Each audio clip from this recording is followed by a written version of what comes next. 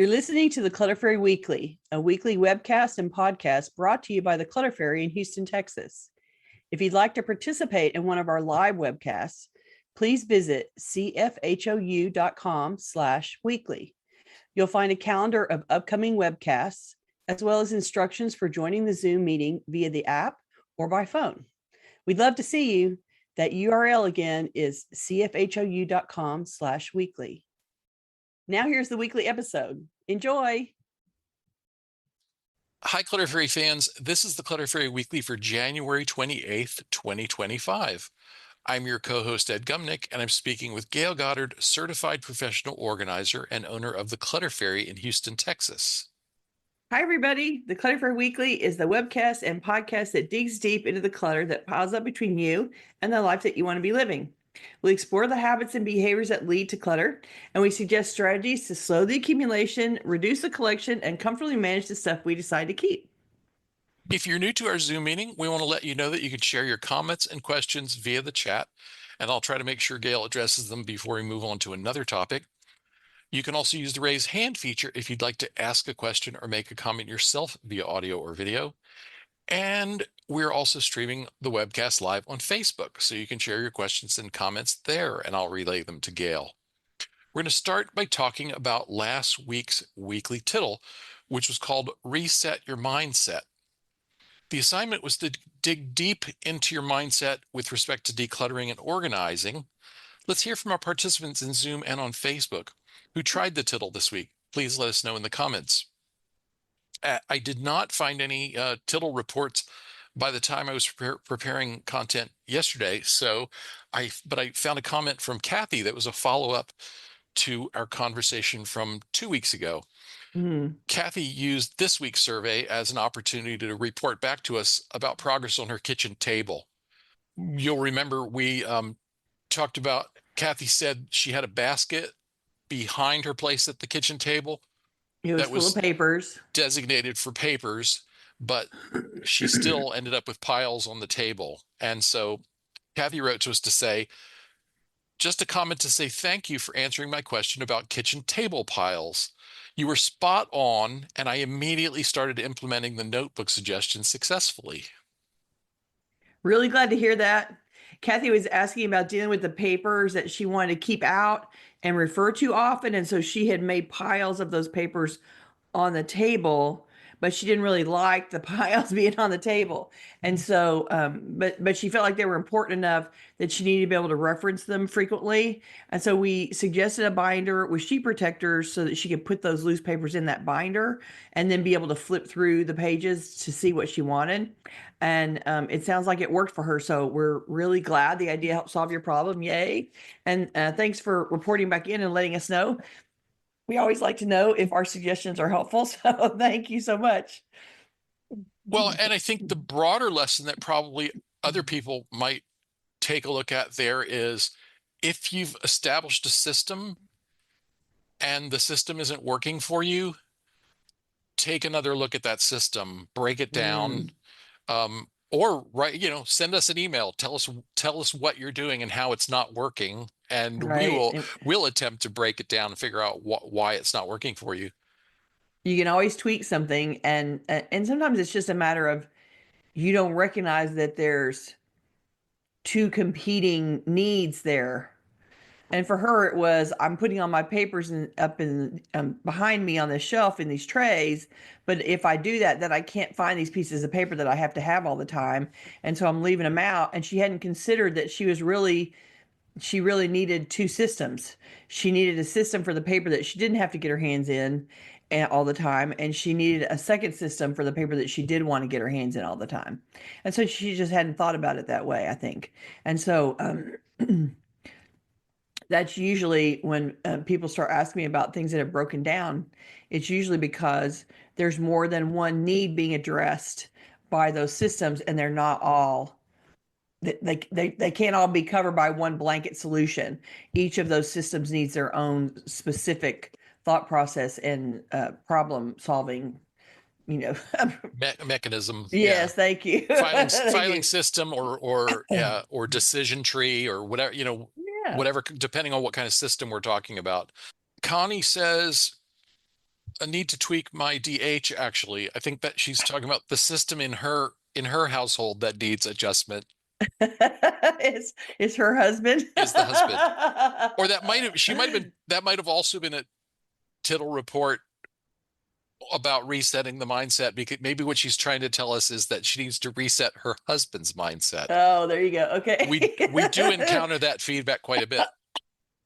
M says on the mindset tittle, I sort of expected this one to be a tough one. I wasn't sure what kind of responses we would get from people, because Mm-mm. revisiting your mindset is a tough thing to do. Yeah.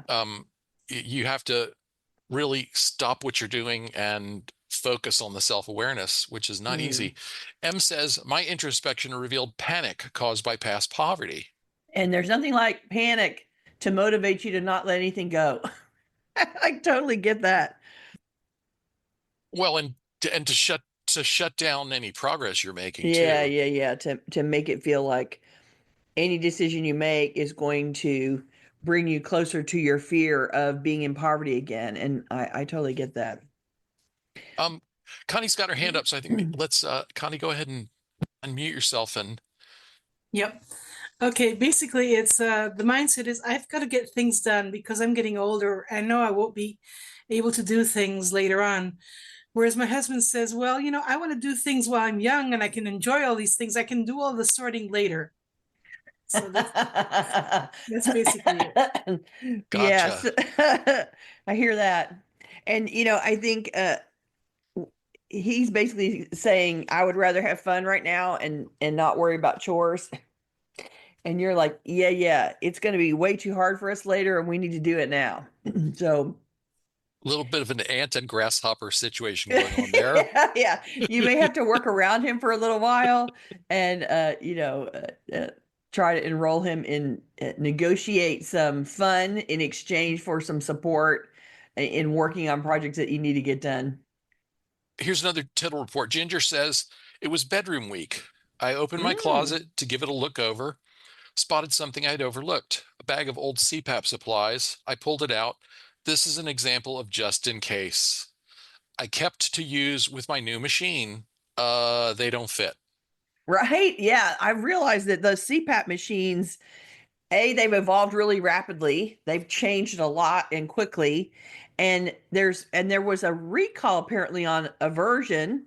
So I've had lots of clients who Oh, like their machine got traded out because there was some kind of recall and hmm. the new one, the supplies for the new one didn't work with the supplies for the old one didn't work with the new one. So that didn't exchange. They had to like exchange everything. So I Well, have seen that happening. she mentions the recall. She goes on to say, I had some questions about offering some of the NIP parts. Thought shift, but I know I'll never follow through on that. These are old and for a recalled machine, so 7 pounds of stuff out the door. Out the door, exactly. I mean, if they're never gonna issue the machine, then because something's wrong with it or something isn't safe with it, you don't need to keep supplies for it. Exactly. And and like I said, it's been my experience with a lot of my clients that the CPAP technology is all over the place, depending on how much money you want to spend and when you got into the CPAP game. And so, depending on, it has evolved a lot over time, and all of them are different. We wish they were all the supplies were interchangeable, but they're just not. It's great though to see the like for Ginger to share her thought process with us, Mm, so she saved these things because she thought she might be able to offer parts to someone else. but but at the same time she says, but I know I'll never follow through on that. And right. we Too much work to probably find that person. we probably could all benefit from learning to recognize the things that end up on our to-do lists or agendas that are the that We should are do them. We should similar. do this. I'd like to do this. Feel an obligation to do To do this. It would this. be nice to do this, I but I'm will never going never to do follow through on this. it. Right? Yeah, It's yeah. never going to come to the top of the list. And recognizing that and accepting where that is, that whatever else you've got going on is more important than adding this item on your to-do list and try to accomplish it. And so accept and, surrender. I really should send my 7,000 item to-do list to Ginger and say, would you please just go through and cross off 6,000 things that I probably don't need to do? I think she could figure it out, honestly. Right. Linda says, you all got me thinking about mindset, and I realized that what I aim for is a flexible set of conceptions and tactics so that I can apply what might work for the current situation. Flexible is harder as an old gal, both physically and mentally, but it is worth the effort to keep my thinking flexible. I like that. And that's really a problem solving kind of thinking, right? Like you're thinking about how you can address whatever problem comes up in a flexible way, not being locked into one solution to the problem. And so love that. Love that that's the mindset that you want to adopt and that you want to keep your brain flexible like that. I like it. Diana K says, and this is, I think, in response to M probably, says past trauma and lack have the same effect. Absolutely. They do. And the thing about it is that you experience those things as a small person, as a child, when you don't have the emotional intelligence, you haven't evolved, your brain hasn't evolved to absorb the trauma and understand what's happening and understand that there are solutions. And so you experience it as someone who doesn't have the capacities to cope with it yet. And those leave really terrible scars that require special attention to deal with later. And I think it's important to recognize I've had a trauma. I lived in poverty. I'm worried about lack, and I'm not out of control around that anymore. I'm an adult and I can affect, um, I can affect change. I can put my mental energy towards it. I can take care of myself and make judicious choices about how I spend my money, and I can prevent myself from a lot of disaster, I guess is the best way to say it. The sort of undiluted panic about if I don't have something, then my life will go off the rails completely. And as adults, yeah, you may lack something and you may not get to have something that you want, or there may be an emergency or problem that causes financial strain, but it isn't all 100%. It doesn't derail your life completely. And maybe it does, and it's not going to do it permanently. And so there's an amount of filtering it through an adult brain that helps you put on your problem solving cap and try to address it as a grown up with all the resources of a grown up. But I understand there's a lot of people that I think, particularly people that grew up with parents who were children during the Depression. Those parents were very concerned about lack of resources, and they taught those lessons to the kids below them from a place of, a little kid's terror about what was going on when they were little kids. And so I think it is one of the ways that we kind of pass that trauma down through the generations. Teresa says, I changed my mindset that I would never start/finish cleaning closet. I remembered Gayle saying, we eat an elephant a bite at a time. I got rid of 50 items of clothing one day and then kept going 10 minutes at a time, still going and happier. That is so great. So you sort of made a, initial push and pulled out 50 things, and now you're going at it a little bit at a time, and eventually you're going to get around and get to the end. Like, that is so awesome. Yay. That is a perfect example of I don't have to finish it all in one day. I don't have to start a project that I find overwhelming and feel unable to complete. You did a big chunk and now you're chipping away at it. And that's awesome. That's what we hope for everybody. Okay, let's see. There was one more comment I want to share, and then we need to get on with other content.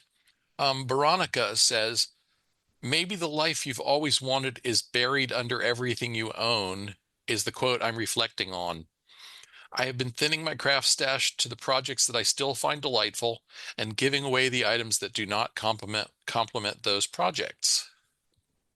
That's cool. And that's a way to make your craft area feel more inspiring again and more creative and more for you to feel more enthusiastic about it. That's wonderful.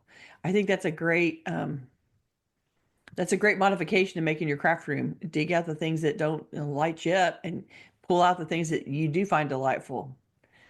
Can't wait to hear what you get done. Okay, we're going to move on. Our main topic this week is lots of topics because this is an Ask Us Anything episode, and we did something a little different this week. We usually don't have a survey the week of an Ask Us Anything episode, but a couple of the questions people wanted to ask us seemed really germane to ask our audience, and so we did that. So we're in danger of creating so much feedback that we won't be able to share it all. Do Clutter Fairy clients experience recluttering anxiety? What do Gayle and Ed look for in thrift shops? How have our lives changed as a result of our own decluttering efforts? Today, we're going to answer these and more viewer and listener questions and discuss short topics suggested by our audience in our surveys and through other channels.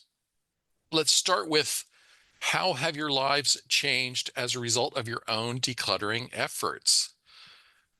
I'll pick up that one, and then you can go next. The main thing I thought of when I read Peggy's question was, when I put in the work to seriously declutter, and this was back around 2007 when I was Back in the day. ready to sell the house I'd been living in for 16 years. Two really striking things that came out of that decision to massively declutter were, my attitude towards books changed. A lot. I'm still as enthusiastic and gung-ho a reader as before, but now instead of having to have books, I just have to read books. My focus is not on having them anymore. And Right. so we've talked about this a lot, so I'm not going to talk about that Yeah. at great length, but now I go for the library ebook. And if there isn't an ebook, I go for the library loan. And if I can't find it in a library, I will eventually then maybe break down and buy a copy, used if possible. Right. And then when I finish reading it, I'm ready to give it away again, unless someone around me has expressed interest in it. And then I think the other really big one for me was my attitude about sentimental stuff. I think I had what I'd sort of call the conventional or common, the very common attitude that a lot of people have, that I need these reminders around me to remind me about old friends and deceased family members and my past life. And I realized, no, I don't. I don't actually have to. The things are not required for me at all. And I realized I went kind of extreme in that case. In that moment while you're emptying the house in particular, yes. Yeah, but I still feel that way. And so, Mm. now, when somebody gives me some cute little thing that made them think of me for Christmas, I'm like, okay, but how long do I have to keep it? That's my attitude now. So what about you? How has your life changed as a result of decluttering efforts? So I have to say that, I do this for a living. I have not ever been super drowning in things. I've always had some level of organization. And when it's gotten out of, when I do have a threshold where it starts to make me twitch, if it's too dense or there's something going on that it's not put together in a way that, this is why the house is driving me crazy right now, because it's not all put together. I don't, I never have to have it be perfect. That's not me at all. But I do, I'm more comfortable when things are organized in a way that I think looks nice and is less um, difficult to move around in. And I think finding out that I do that naturally and other people don't is the biggest thing that changed my life. I mean, it changed my career. And so I think that that's a big one. And I also find I'm listening to you talk about sentimental things, and I think that as I've done this as a business instead of personally, it has changed how because I process so many other people's sentimental items, it definitely has changed how I think about sentimental items too. Like, I do not hold on to a lot of excess. I have a small collection of, photographs. I have talked in the past about when my mother passed away and my sister we had made our choices about what was coming to me and what was going away and what was going to her. And they filled up the moving truck for me and sent it my way. And one of the things she did was she threw all these boxes of photographs of my mother's onto the truck without my knowledge and said, we'll just send those to Gayle to deal with. And so I got these big bins of photographs. And as I went through those photographs, my mother had taken so many pictures of cows and flowers and landscapes and, beautiful scenery on her travels and um, various trips that she'd done over her lifetime. And so that has been going through those and realizing 99% of these don't matter to me. What mattered to me in all those photographs wasn't her pictures of flowers. It was the pictures that actually had mother in them. And that was a super small fraction of Right. what was in those boxes of photos. And so I will say that my attitude about sentimental things is very, like, I have a very narrow slice of what I want to keep. And it's stuff that's super specific to me, of importance to me, and relates to people that I care about, and I don't need a vast volume of it. I'm Yeah. perfectly happy with representative samples of things for sure. And the objects, yeah, I don't have a whole lot of objects that I keep just for sentimental value now. And I Yeah. think that, I think I probably lended that way a little bit in the beginning, before I did this for a living, but now that I do it and I manage so many people's stuff and move so many goods and photographs and stuff through the universe away from other people and carry it away, I think it has, it has seeped into me a little bit, Well, so that do you feel like it gives you better perspective yes, yes, yes, when you've watched other people agonizing over the stupid little thing that the tchotchke. you can see that this tchotchke is a stupid little thing, and you see the way they're suffering about it. And usually feeling massive amounts of guilt. Really, what Right. people carry a lot of guilt about. I can't release it because it came from someone, Yeah. and that guilt factor, being sentimental about something because it reminds you of somebody and you love them, is one thing, but feeling guilty about it is an added emotional burden that I think traps people into holding on to things that really don't enhance their lives or make them feel any better.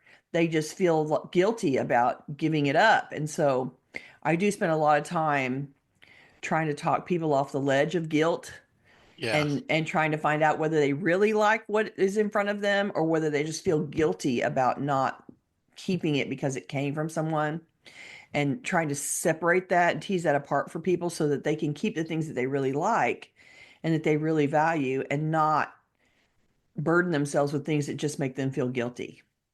And I spent a lot of time doing that, and it has definitely, colored my perspective.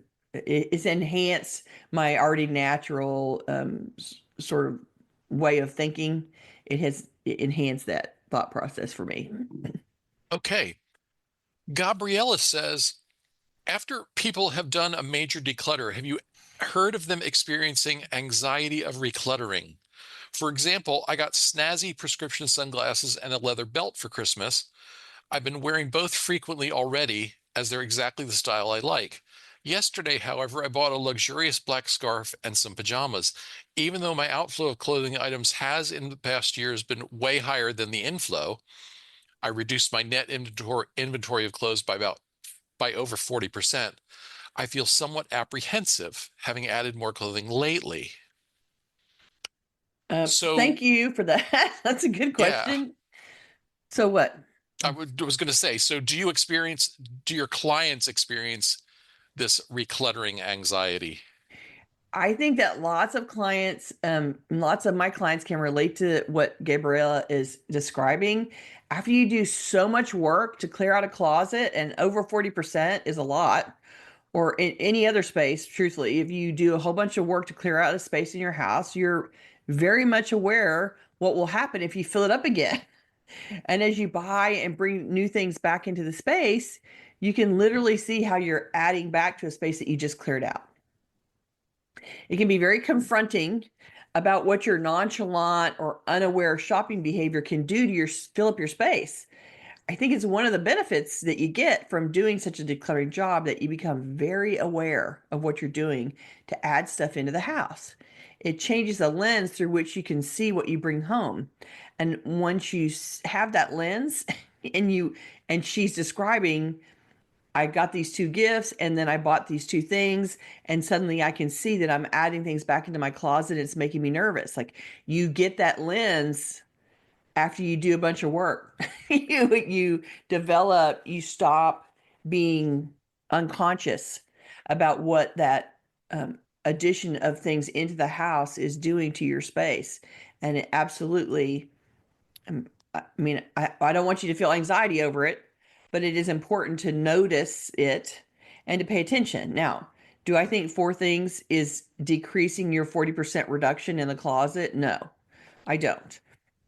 And particularly because you're, wearing the gifts that you got, and you bought the things that you bought with a purpose in mind. And so keeping that in mind, they were good additions. And if it makes you nervous, you can go in and find a couple things, think of it as a one in, one out thing, and you've got four new things, and you can go pull four things out and keep the balance. If that helps you relieve the anxiety, it's the perfect time to implement that one in, one out thing after you've done a big job like that. So we like this question so much that we decided to ask our audience whether you've experienced recluttering anxiety.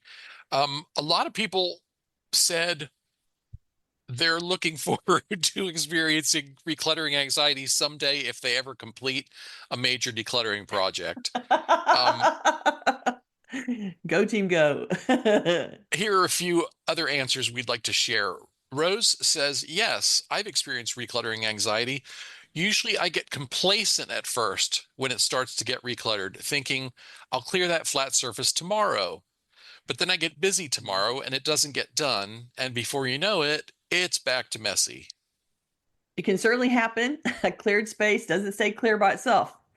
The thing is, if you've done a lot of work to clear it out, you notice much sooner when it starts to fill up again. And usually that's enough. You didn't fix it today, you don't fix it tomorrow, and suddenly it's messy, but you're going to notice sooner than later now, because you've already spent some effort in having it be cleared. And so, like I said, that's one of the benefits you get, is that it starts to bother you and you start to notice way earlier than you would have before. And so take advantage. You've noticed that it's messy, get back in it. Isabel says, I'm not sure, but my gut feeling is to say no.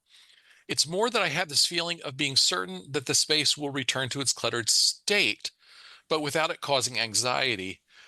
It stems from a deep acceptance, and she put acceptance in quotation marks, Mm. acceptance of being an unorganized person, and that this determines who I am while feeling extremely unhappy and ashamed of it. Thus, returning to the truly undesired state of clutter would simply be a confirmation of this crazy self-belief. In Mm. fact, I have had a very strange sensation in the last weeks when waking up to a tidied and calm bedroom every morning. It feels calm and relaxing, but at the same time, also gives me a slight feeling of feeling lost, as if a coat of insulation has been taken off. Isabel goes on to describe these feelings as bad, bleep, crazy stuff. But we don't think Isabel is crazy at all, do we, Gayle? No. Isabella, what if we try a little reframing? Let's take your statement that you've accepted being an unorganized person in air quotes and reframe it into something kinder and gentler to yourself. What if instead of defining yourself so harshly, you can instead accept that while you have habits or inclinations that can lead to disorganization, you also deserve credit for the success you've achieved in your tidy and calm bedroom. Making big progress to declutter and organize the space can be disorienting, which is why we like to encourage people to allow themselves time to live with the decluttered space for a while before you start adding anything back. It can feel funny to lose that insulation. That was her word, that insulation that clutter provides, but that insulation adds a lot of weight onto your shoulders. See if you can think of the decluttered room this decluttered room as a space as lighter to carry and live in. Less weight on your shoulders is a good thing, right? Sit with it and see if you can get more comfortable with having less weight around you. And I have heard other clients say it makes them nervous to be in the empty space rather than having all of the filled in, having all that stuff filled in. And I like the word insulation. No one's ever used it before in that context, but I think that's a good explanation. It's a good word that covers the feeling I think that people get from being surrounded by stuff. I know that clients experience that they peel it away and suddenly they feel a little bit more exposed. They're used to the buffer between themselves and the rest of the world by having stuff around them, and having that be blank suddenly makes it feel like they're more exposed or more at risk. But I think it's just a matter of getting used to living in the new space that's empty and calm. It will have calming effects and it will feel like less chatter is happening in your brain. There's less things that trigger you to feel guilty and bad about yourself. And living in that space and accepting the new feelings and releasing the old feelings takes a little bit of time and getting used to. And so I think it's worth the effort to live with it as it is. Don't assume that you're going to destroy it. Live with it as it is, and put some effort into emotionally adjusting to um, breathing a sigh of relief, to releasing tension, to feeling less boxed in, to feeling more calm and present and relaxed. And she says she likes waking up to the calm and peaceful bedroom. And I would say lean into that. If it makes you feel good, then focus on that and be grateful that you managed to accomplish it, and uh, see how you can sit in there and experience it in a good way. Maybe you want to grab a book and a cup of tea and curl up in a chair in the bedroom and enjoy it. Maybe you want to linger in bed, have breakfast in bed and enjoy it that way. Figure out a way to allow yourself to rest in that space and feel the results of all the work that you did, and see if you can't come to like it. Maybe you're going to like it that it's calm and peaceful in there, and you don't really have to have it revert back to what feels overwhelming and too much. Lynn says, I prevent the anxiety by limiting what I buy and doing a decluttering pass through the house once a year as I do a deep clean in each room. I keep a donation bag in the closet for things to immediately go in there if no longer wanted. I also have a space in the garage to accumulate items for donation until I have enough to justify a donation run. Those are really great maintenance strategies you added into place. That you're monitoring your shopping and you're putting up collection bags in a couple places. That's a really good job, and it is a reflection of I need to maintain this space now that I've done the decluttering. And so going through over and over and having a way to capture things in the moment when I realize I need to go donation makes that process easier. And you're doing a good job. Good for you, Lynn. All right, Yvonne tells us about recluttering anxiety by proxy. She says, we have a walk-in attic in our home. It is huge. My husband is a collector and loves to fill the attic with whatever he can. I swear he has some fear of an open and clear space. I spend a lot of time cleaning clearing most of my belongings from the attic in an attempt to clear the space. Instead of leaving it that way, my Mm. husband found a way to fill it back up. Now I feel so much anxiety when I go up there that I try and avoid the space altogether. I never go up, and if I need something, I just make my husband get it. I hear you. If your husband likes to collect stuff and you've gotten your stuff out of the attic, then I'd give him this space. You can ask that he put stuff there instead of in the rest of the house. Gratefully, you don't have to let him spread into the rest of the house. And if going up there gives you anxiety, I think it's fine to concede the attic to him and stay out of it. We can speculate what's driving him to fill it up, but without more details, we have to assume he's grappling with some issue that makes him unbothered by the stash up there. You might ask him why he likes filling it up, or why he collects things to go up there, or what drives him to save all the stuff he's put up there. You might get some insight into what's driving his behavior.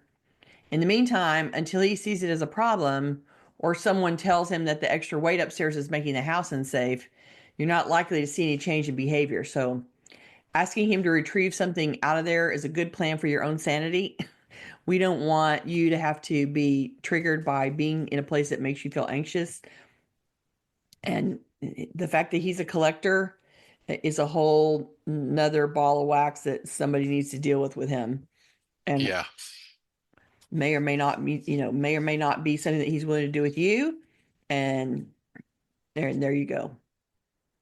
All right. Karen says, I decluttered my entire first floor, however, started reselling as a side hustle. Mm, Oops. mm. My basement has gotten out of hand with all the things, and I am having to start over in that area. The struggle is real, trying to find a balance. Reselling stuff is a dangerous side hustle. The need to have inventory to sell to people leads you to buy a whole lot up front, and suddenly you're drowning in things to buy. And buying inventory, I'm putting that in air quotes, is a convenient excuse to spend money for unnecessary stuff that you don't need, because it could all be resold. My advice would be not to focus on building inventory. You can always find something to resell when you're ready. Instead, focus on selling what you've accumulated so far and see if it's a side hustle that you like doing. It takes a lot of work to resell stuff online, and if you don't enjoy the process, it's likely to be a reason to accumulate things without an equal effort to sell off that stuff, and that's a dangerous combo. If you find you're great at reselling, then match the rate that you can get things listed and sold and buy new inventory at that same speed after the sales have happened. Focus on making it as close to a one in, one out operation as you can and see if that keeps your basement from overflowing.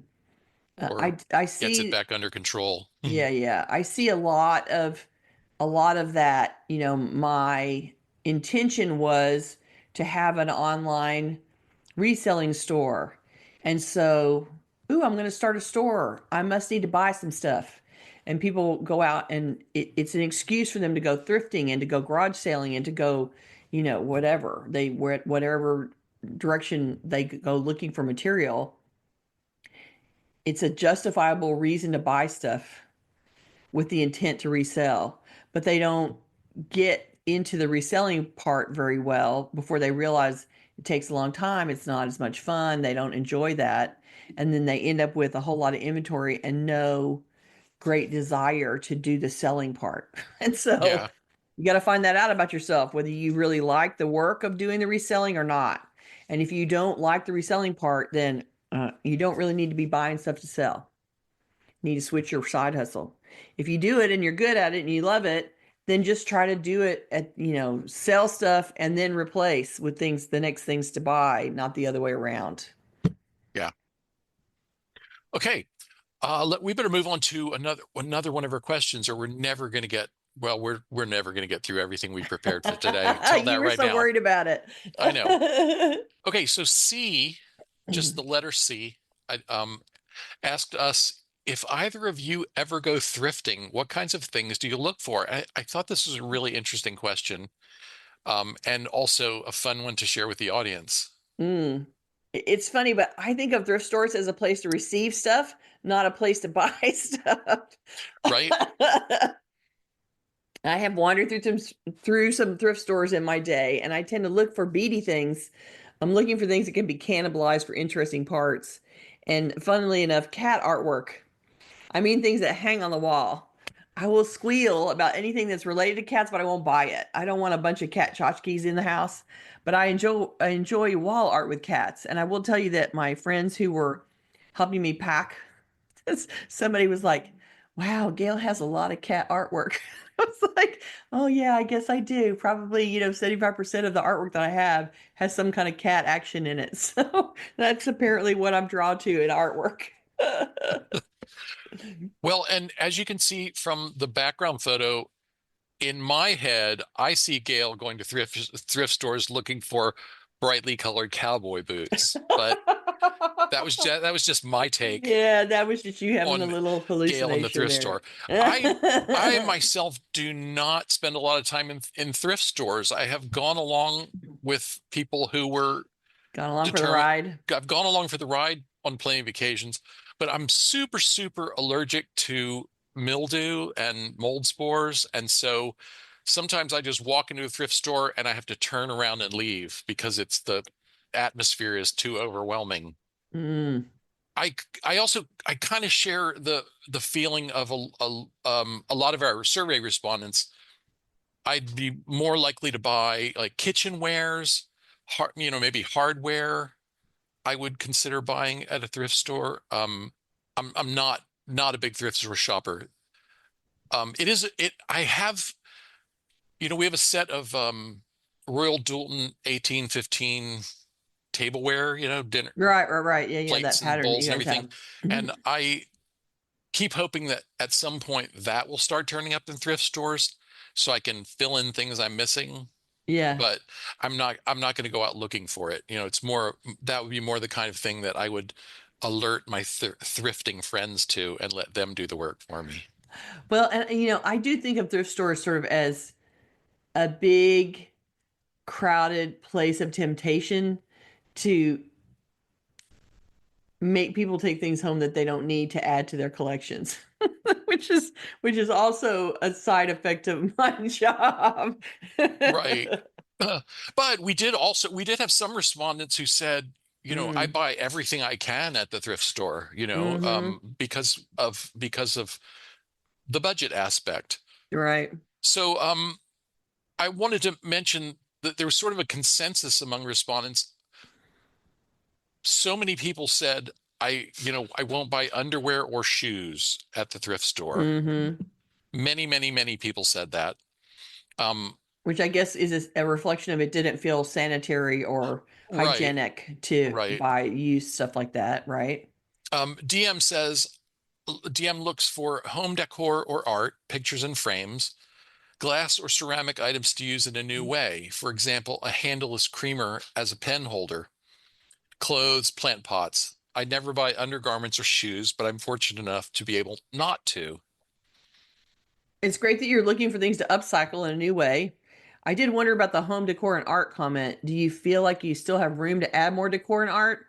At what point does the space feel complete or saturated? I was curious about that. And Yeah. I think people that collect that kind of stuff um, sometimes forget that their house is finite and the box is, there's only so many walls and there's only so many surfaces to put stuff on. And they collect without thinking about the limits of their actual space. I thought of one more thing. Jaime's had some success finding picture frames, and in some cases, even like there was one he found sort of an ugly frame, but it had a really nice mat inside, and so I was able to Mm. repurpose the mat. You Oh, know, that's cool. I think I gave away the frame too, or sent it back to donation. Right. Melissa says, I often go to the Salvation Army's thrift store to donate what I've decluttered, and I shop there sometimes. I buy things I need, clothes like sweaters, gloves, coats, and pants. I also buy kitchen items and other home goods if I need them. I don't buy underwear or shoes, and I don't buy decorative items, just functional ones. As long as the donation rate is higher than the rate that you're bringing things home again, then you won't undermine your decluttering efforts.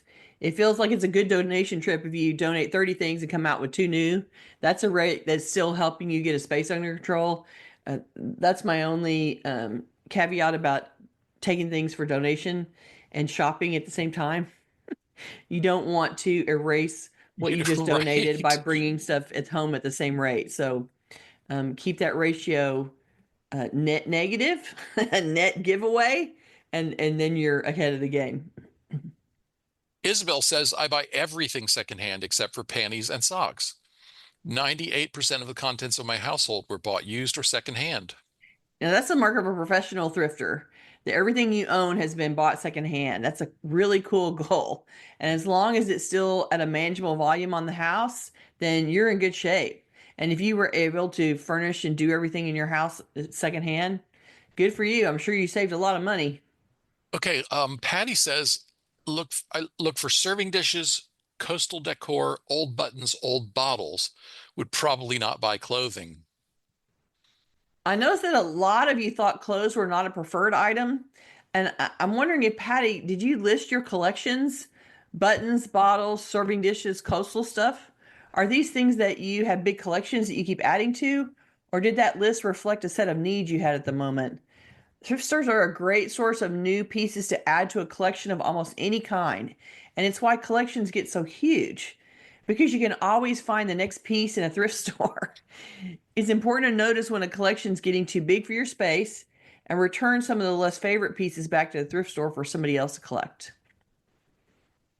Christine specifically mentioned bed bugs as the threat, why she wouldn't buy any soft goods at all. Oh, And gotcha, gotcha. Okay. yeah, and you do have to be somewhat Careful. careful about that. Mm, mm, mm. Um, I don't, I don't think, I don't think thrift stores have to be inspected or anything. I don't think thrift stores get a health inspection of any sort. So Right, right, right. you're sort of on your own.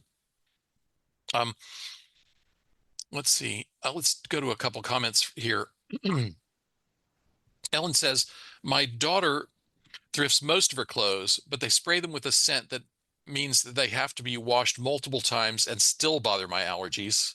Mm, that's no good.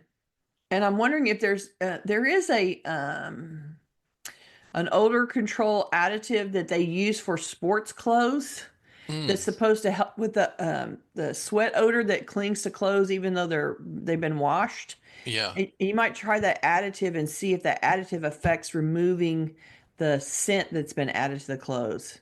It might help break that up. Yeah. I can't tell you who manufactures it, but it's in the laundry soap aisle. Okay, I don't want to ignore our questions about the kitchen.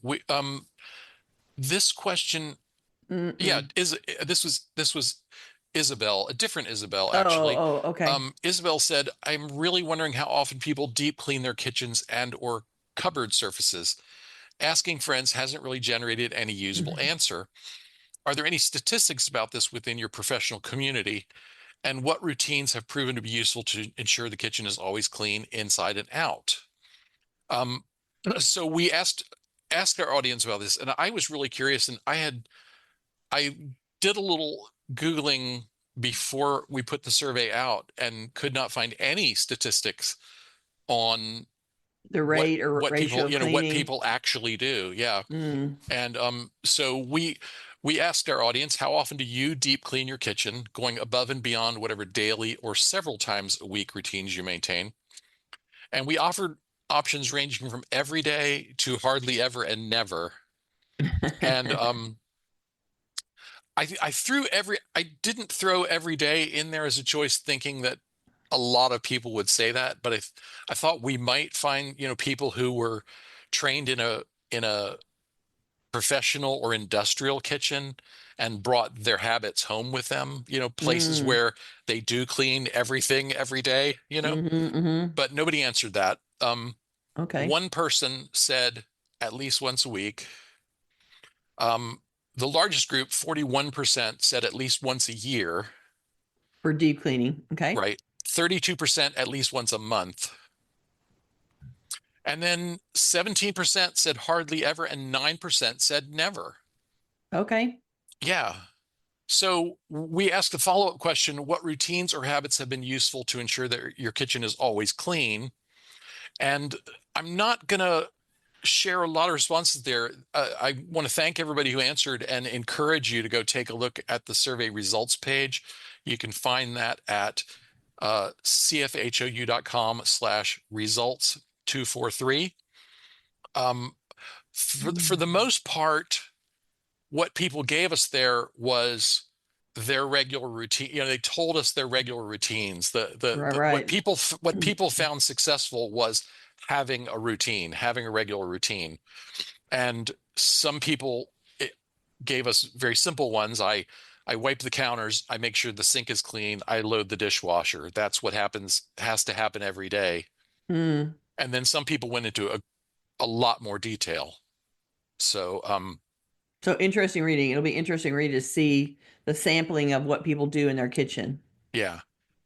So what do you know? Did you find any statistics? I did not find any statistics in my professional environment either. It wasn't something that there was any data on that I could find. And I just, I have client experience just like everybody else has their own personal experience of what they do and what they're willing to do. You want to talk about that? Sure. I mean, I have one Isabel has said, where am I? I'm trying to find her little list here. Yeah, it's at the bottom of that. Yeah. Yeah, I've tried to divide the kitchen in elements for weekly cleaning, but didn't succeed in keeping it up as I don't really have a weekly cleaning routine. Maybe this is the culprit. Right, right. And, I can totally speculate from being with clients. Most people wipe down their countertops once a day, especially if they prepared food in the kitchen during the day. I wipe down whatever surface I've worked on while cooking as part of my cleanup. I'd say that inside the cabinets gets done once a year or so when everything is pulled out and wiped down. Increase that for the bottom cabinets if you have a messy cook in the kitchen or you have pets that shed pet hair, as things like that get into the bottom cabinets mostly.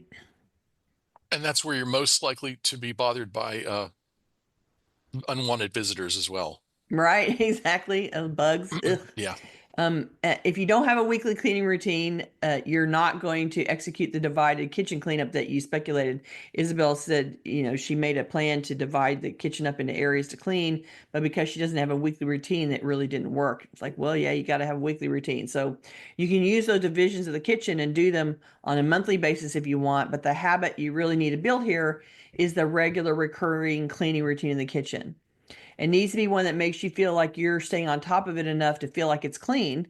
And don't forget cleaning out the fridge often too. It's a high traffic zone with lots of dirt and stickiness left behind as the food rotates in and out. So you'll have to commit to some kind of routine here or hire a maid to come in and regularly keep it up for you. I do both of those things. I do my own, I do my own cleanup behind myself in the kitchen as I prepare food. And then the maid comes once a month and then she's like cleaning everything and wiping all down. But I do find in particular in clients' houses, when the kitchen is overstuffed, when there's a lot of cabinets up overhead and the cabinets at the bottom are deep, that stuff will get into those cabinets and they don't get cleaned out over some amount of time. And then when you pull it out, you'll find, evidence bugs, or you'll find dirt, or you'll find random, throw off from kitchen prep, from food prep that ends up inside cabinets a little bit. And there's some cleaning to be done there. Dust, there's always some kind of dust level. And so, and then there's the added element of being in the kitchen and you're cooking and grease gets airborne Right. and people run fans and that kind of stuff, but the grease cloud sort of rolls up above your stove and it gets on what's above you.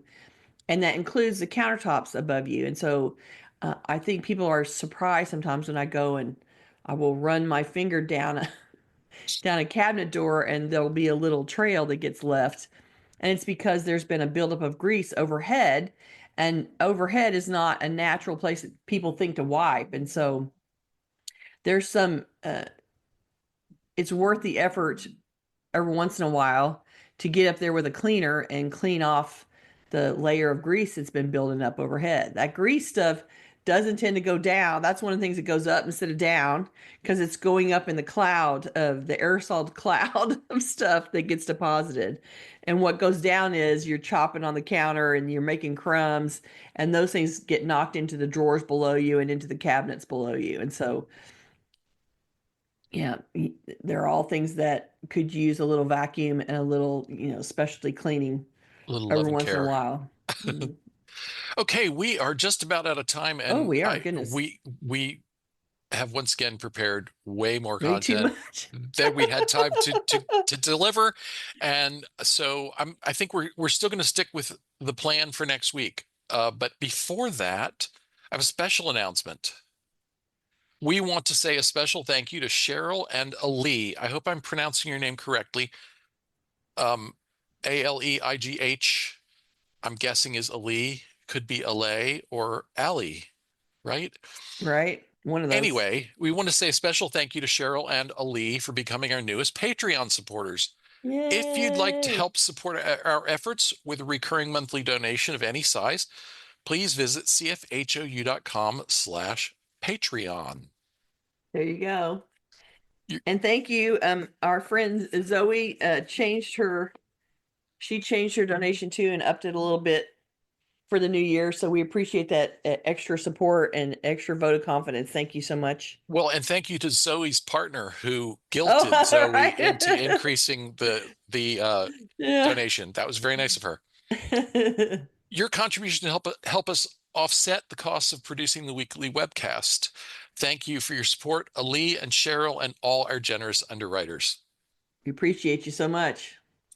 All right, we will be back next week, Tuesday, February 4th at the usual time. And the topic is going to be separating households. And so we're going to talk about divorce, breakups, and when a member voluntarily leaves the household for various other reasons. And we know this may not apply to everyone in our audience, but so we will probably come up with at least one short topic to cover as well. So join us on February 4th and watch your email for an announcement. That's what's coming up next. Gayle, why don't you give us the tittle? Okay, this week's title is called Break Down a Barrier. This week's assignment is to remove something that's been getting in your way and getting in the way of your progress. Pick something that you've been meaning or wanting to do, but never seem to be able to start. Try to identify a barrier to entry. What is it about the task or the project that prevents you from getting started? And spend 10 minutes mind mapping, doodling, writing, drawing about what obstacle stands in your way. Giving a name to the barrier might be all you need to start breaking it down to get going on your project or task. So we want you to try to think about what's the barrier to entry and see if you can identify it, narrow it down, and hopefully start to strategize around it. And then come back and tell us about it next week. If you're watching this on YouTube, we would love for you to join us live. To get notifications about upcoming events, we invite you to join the meetup group by visiting cfhou.com/meetup. You can also follow us on Facebook by visiting cfhou.com/Facebook, or join our mailing list by visiting cfhou.com/subscribe. We love to hear from you, so please keep your questions, comments, and topic suggestions coming on YouTube, Facebook, or anywhere that you find us. You can always reach us through our website at clutterfairyhouston.com. We do have some new people joining us. It is that time of year when people start showing up that haven't been here before. So we appreciate that you're joining us to listen. And I'm going to throw up cfhou.com/YouTube. This is where our library of videos is. And so if you are looking for some more inspiration besides the weekly show, you can go to our library of videos there and watch hours and hours of us talking about it. We hope that you will check it out. Thanks everybody for joining us. We're super glad to see you every week, and we'll be back next week. There's one more thing I want to Oh, mention. yeah, yes, sir. My This apologies. is just, that's all right. This is just a reminder, but it occurred to me that we mentioned this a few weeks ago and we should keep mentioning it, which is that for our episode on March 4th, do I have that right?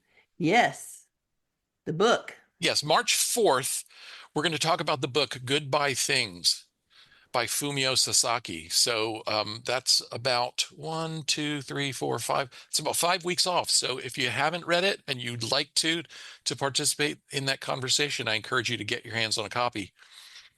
If you go to the show notes on our website, if you go to cfhou.com/TCFW 240, Okay. there are links there to get the book on Amazon, Audible, bookshop.org, and libro.fm, which is another audiobook source. So get a copy of the book and read it. Gayle, have you been reading? I have been reading. Excellent. I'm not complete. And we'll talk about that on March 4th. All right. All right. Thanks, everybody. Appreciate you. See you next week. Bye-bye. Bye.